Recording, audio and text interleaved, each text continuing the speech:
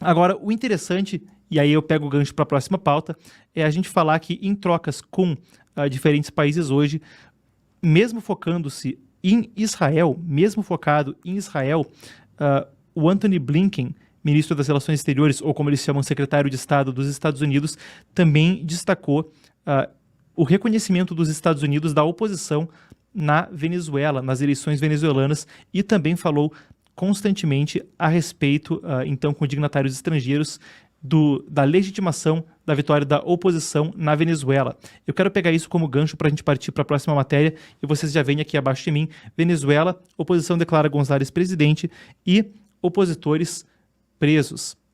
Então, qual é a história, pessoal? Tem bastante coisa para a gente explorar aqui, mas a história basicamente é a seguinte: vocês vão ver a imagem aqui ao meu lado. Então, Machado e González Urrutia pedem que a polícia e militares impeçam golpe de Maduro, então, com informações apuradas pela nossa redação e também pela agência de notícias F, mas isso aí foi público, veio um comunicado mais cedo hoje, uma declaração. A gente tem até o tweet aqui ao lado, creio que a nossa produção tenha o tweet, então, da Maria Corina Machado, também publicado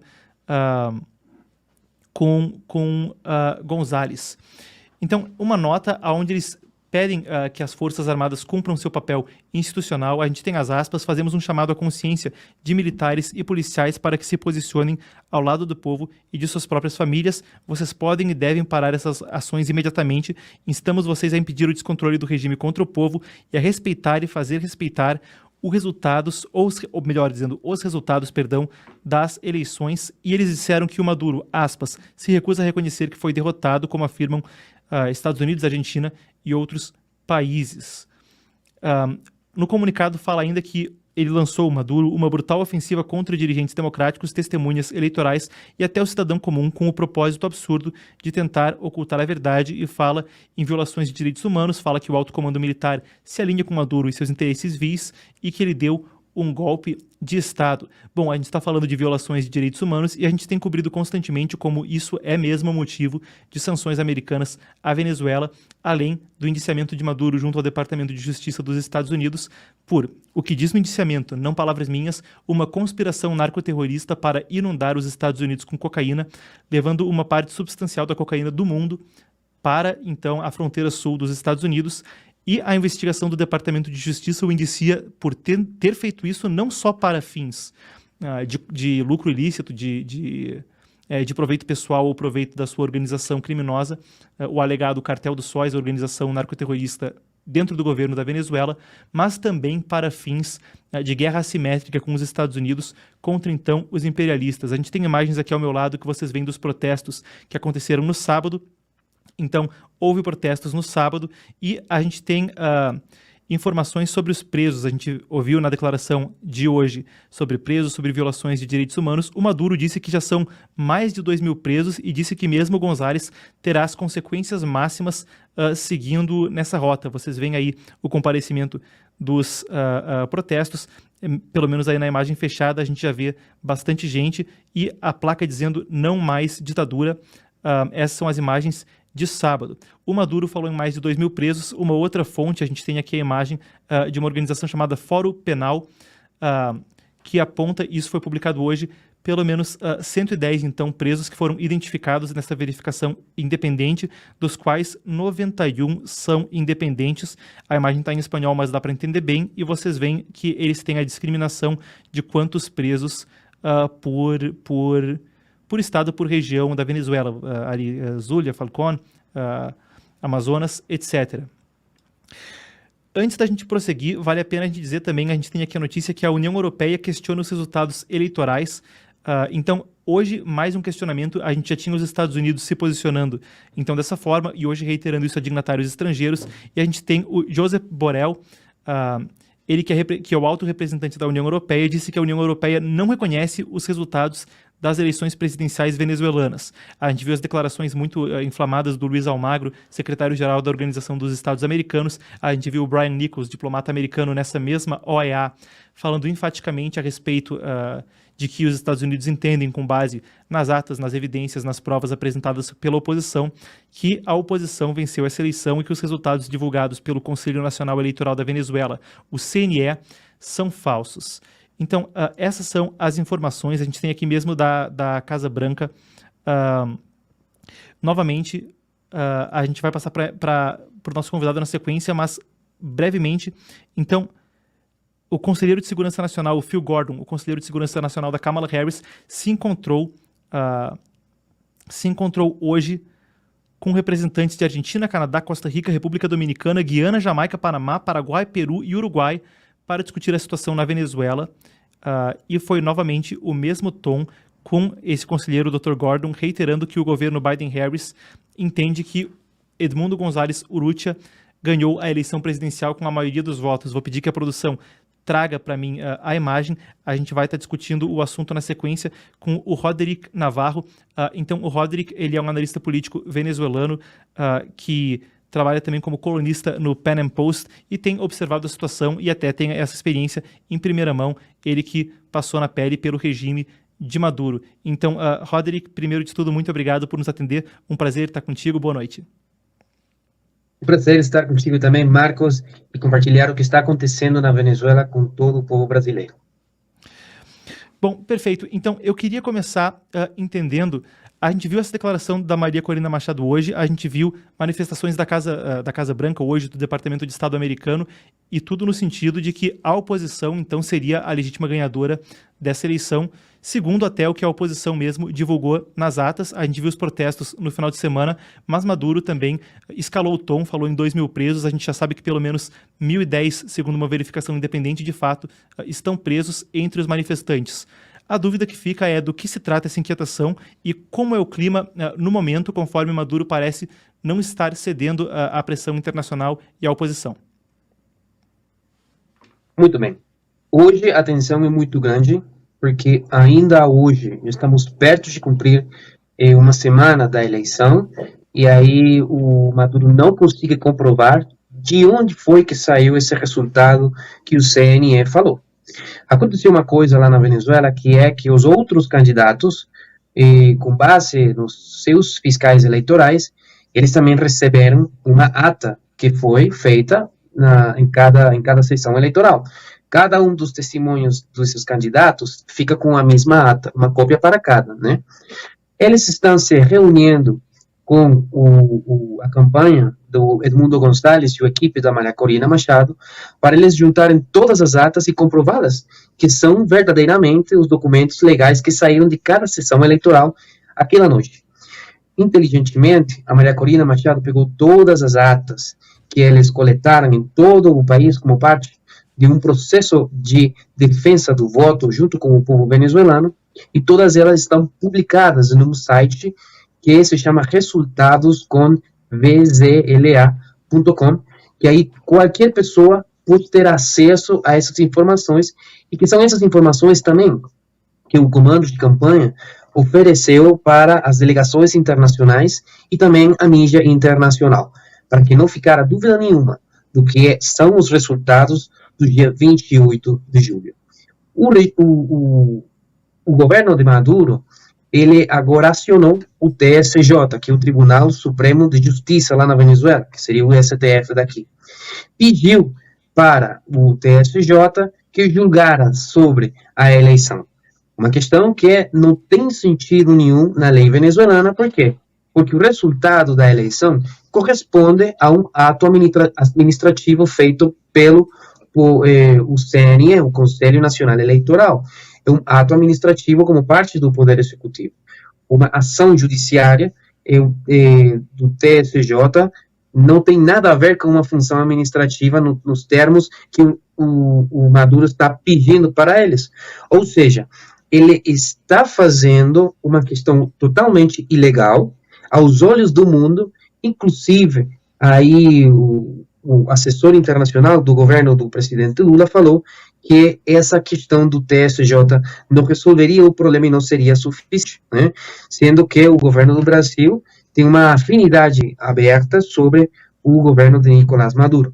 Então, essa é a situação na qual o regime se encontra agora, mas nas últimas horas, depois do meio-dia para cá, aconteceu uma coisa que convulsionou a situação e está gerando algumas reações até agora que nós estamos falando aqui. A Maria Corina Machado, como líder das forças democráticas da Venezuela, e o presidente eleito, o Edmundo González Urrutia, porque assim ele assinou esse comunicado, fez um chamado importantíssimo às Forças Armadas e aos corpos das polícias da Venezuela. Basicamente, eles orientam sobre o que é a vitória deles e fazem uma promessa pública do que é, eles oferecem garantias a todos aqueles militares e policiais que defendam a Constituição e seu juramento. Por que isso foi tão polêmico, ou é tão polêmico agora, na Venezuela? Existem 2 artigos da Constituição da Venezuela que correspondem a essa mensagem que eles falaram. Vou ler para vocês. O artigo 333 fala o seguinte: indica que a Constituição, como norma jurídica suprema, não pode ser indevidamente desconsiderada ou revogada.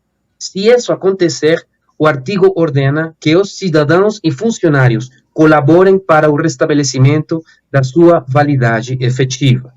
E artigo 350 fala o seguinte: o povo venezuelano, fiel à sua tradição republicana, à sua luta pela independência, paz e liberdade, repudiará qualquer regime, legislação ou autoridade que contrarie os valores, princípios e garantias democráticos ou que atente contra os direitos humanos. Em consequência, a mensagem de hoje da Maria Corina Machado e o Edmundo González Urrutia tive uma repercussão importantíssima dentro das Forças Armadas, dentro das estruturas de segurança cidadã, que são os policiais, e hoje o regime, como resposta a esse tipo de ação, que também teve uma repercussão muito importante na opinião pública venezuelana, animando os ânimos das pessoas para continuar nessa agenda de defesa dos seus direitos políticos. Aí o fiscal-geral da Venezuela, Tarek William Saab, de parte do Ministério Público, fez outro comunicado ameaçando a Maria Corina Machado com uma investigação penal criminosa. Segundo ele, fala que a Maria Corina violou a lei venezuelana, sem sustentar de onde ele está usando o Ministério Público para fazer esse tipo de investigação. E, por outra parte, em uma locução que aconteceu faz alguns minutos, o Maduro falou que iria romper. Olha a frase que ele usou, é textual o que eu vou falar aqui, né? Ele falou: vamos romper relações com o WhatsApp. E pediu que, de forma voluntária, as pessoas deixassem de usar o WhatsApp, porque é uma ferramenta para alimentar o ódio entre os venezuelanos. Quero reforçar nessa informação que você mostrou agora do Foro Penal, que aí mostra, o Maduro falou que tem 2.000 presos, mas o Foro Penal, que é uma ONG muito séria lá na Venezuela, já confirmou 1.091, dos quais 91 são crianças, adolescentes, né? Isso é muito importante falar, que existe uma violação sistemática dos direitos das crianças e dos adolescentes na Venezuela. Até várias das pessoas que infelizmente morreram teriam essas idades, né, entre crianças e adolescentes. Então a situação promete ser mais tensa nas próximas horas. Não, Rodrigo, isso é interessantíssimo, mas uma das coisas que eu queria perguntar, porque em 2017 a gente viu uma movimentação também muito intensa nas ruas, aquele drama do Oscar Pérez, do helicóptero, a gente viu... e uma situação até parecida em termos de muitas críticas sobre aparelhamento judicial, quer dizer, o Procurador-Geral da República, o Tarek William Saab, né, lá chamam o fiscal, né, são pessoas que estão indiciadas junto com o Maduro nos casos de tráfico de drogas, casos de tráfico de passaportes no Departamento de Justiça dos Estados Unidos. Então eu queria que você fizesse um paralelo, pode até ser brevemente, mas por que você imagina que vai ter um resultado diferente do que houve em 2017, quando apesar de muita pressão internacional, quando apesar de muitos protestos nas ruas, uma situação muito parecida com questionamento sobre transparência, acabou não se concretizando algo diferente, com o regime ainda se mantendo no poder? Obrigado por essa pergunta, Marcos, porque é muito importante colocar aqui qual é a diferença, o que precisamente dá a esperança de que aconteça uma coisa diferente ao que foi as protestas do ano 2017 e, posteriormente, o que foi o governo do Juan Guaidó, que foi até reconhecido por 60 países dos países livres, né? Então, hoje temos na cabeça, no topo da liderança política, a Maria Corina Machado. Por que ela é importante? Porque depois do governo do Guaidó, que se chamou governo interino, não deu certo. Aí Maria Corina falou, vamos devolver o poder para o povo e o povo vai ser quem vai eleger quem é a liderança da oposição. Aconteceram umas eleições que se chamaram primárias, e o povo votou 2.500.000 pessoas e o 92% apoiou ela. A proposta de liberdade, fé e família que ela até hoje está propondo para os venezuelanos. E depois dessa eleição ela falou, agora vão vir as eleições presidenciais no 2024, mas nós sabemos que o regime vai fazer todo o possível para fazer a fraude. A partir dali, ela fez um método de preparação muito importante em termos técnicos para que a noite do dia 28 de julho acontecera esse resultado na qual todas as pessoas fizeram duas coisas importantes, Marcos. A primeira, a contagem pública da maioria das urnas eleitorais, das caixas de papelão, com todos os votos em papel. E, em segundo lugar, o que foi a coleta de todas as atas oficiais e centralizá-las no QG da Maria Corina. Então, essas coisas dão um embasamento totalmente legal, juridicamente forte, que hoje o regime não consegue demonstrar de onde saiu esse resultado que eles estão mostrando. Maria Corina Machado, aliás, além de tudo isso, ela está determinada e prometeu ao povo venezuelano, eu vou ficar com vocês até o final. E vocês podem confirmar isso, porque a Costa Rica, a diplomacia de Costa Rica falou para ela, Maria Corina, nos oferecemos asilo político para você. E ela falou, muito obrigado, mas não consigo aceitar, porque eu preciso ficar ao lado do meu povo para chegar até o fim da ditadura. O que dá muita confiança para a população, e agora, com essa mensagem de hoje, prometendo, oferecendo publicamente garantias no novo governo para as forças armadas e policiais, como nunca antes a oposição tinha feito, gera uma situação política diferenciada do que foi 2017 e também o governo de Guaidó. Temos mais chances. Rodrigo, outra coisa que eu queria perguntar, a gente viu algum apoio vindo também para o lado do Maduro de regimes autoritários, Partido Comunista Chinês, a Rússia, Irã, a gente até falava na notícia anterior a respeito de Israel. Então, você entende que com uma situação como uma eventual entrada da Venezuela no BRICS, uma coisa que o Maduro já vem discutindo há algum tempo, apesar de no momento parecer improvável diante de tanta pressão internacional, ou mesmo de um conflito no Oriente Médio, a pergunta é, como você entende que esse equilíbrio de forças, que agentes, países não livres, países autoritários apoiando o Maduro, poderiam ter um impacto nesse tipo de situação para tentar lhe dar legitimidade, ou pelo menos dar para ele meios de sustentar o regime? Olha, é bem sabido que, por exemplo, aí o grupo Wagner tem presença lá na Venezuela com seus assessores para os grupos violentos ter experiência em conflito urbano, né, e guerrilha urbana. Assim também, a presença dos chineses não é tanto na questão militar, mas sim informática.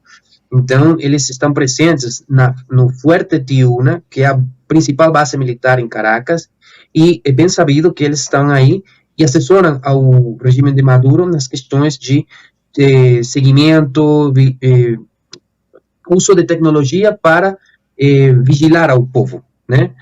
E também temos grupos paramilitares criados pelo regime para também obter o poder. Vocês podem ver na minha conta X e dos principais jornalistas da Venezuela, como todos esses vídeos estamos colocando aí na rede para que estejam ao alcance de todo mundo, né? Agora, esses regimes estão apoiando Maduro porque reconhecem Maduro e representam os seus interesses, né? A Venezuela de hoje, o regime de Maduro representa os interesses da Rússia de Putin e os interesses da China de Xi Jinping, assim como também do regime iraniano na região. Então, obviamente, eles preferem que um regime como o do Maduro fique no poder para aumentar as chances de ameaça aos Estados Unidos. Agora, se um novo governo na Venezuela acontecer, eles não vão ter outra opção que reconhecer o novo governo venezuelano, porque o futuro e o destino da Venezuela é decidido pelos venezuelanos. Felizmente, hoje vemos que os governos da região estão exigindo ao Maduro mostrar os resultados e as provas oficiais da sua eleição. Vemos hoje, por exemplo, como foi o discurso do presidente Boric, com o presidente Lula ao lado, falando que por uma esquerda progressista e uma esquerda diferente que respeita os direitos humanos, é importante esse encontro entre ambos, né? Boric sendo um presidente de esquerda muito crítico à ditadura madurista e a diplomacia do Brasil estando muito envolvida em um processo de negociação com México e Colômbia que está mostrando preferências pela opção de Maduro. Hoje, agora, na noite, eu vi já uma nova declaração do presidente Boric no Twitter, onde denuncia as novas ameaças da que falamos faz um momento, que fez o Ministério Público contra a Maria Corina Machado, a perseguição da oposição e a falta de transparência na eleição, o que seguramente amanhã uma nova reunião entre o Lula e o presidente Boric vai comprometer um pouco o discurso do presidente do Brasil na relação com a questão da Venezuela. Aqui na América, nós temos uma postura muito difícil para os aliados de Maduro reconhecê-lo e, por mais que passe o tempo, vemos as diplomacias da região que estão apoiando uma amostra transparente, uma avaliação transparente do que foi a eleição do dia 28 de julho, até porque o presidente Milei parece que vai fazer uma reunião de vários países em Buenos Aires, onde vai convidar os governos a que sejam parte dessa exigência e que finalmente sejam as atas do CNE, do Conselho Nacional Eleitoral, em concordância com as leis venezuelanas, que mostrem o resultado real da eleição, que até hoje todas mostram que o ganhador é o González Urrutia. Bom, perfeito, Roderick. Te agradeço imensamente por tirar um tempo para nos atender.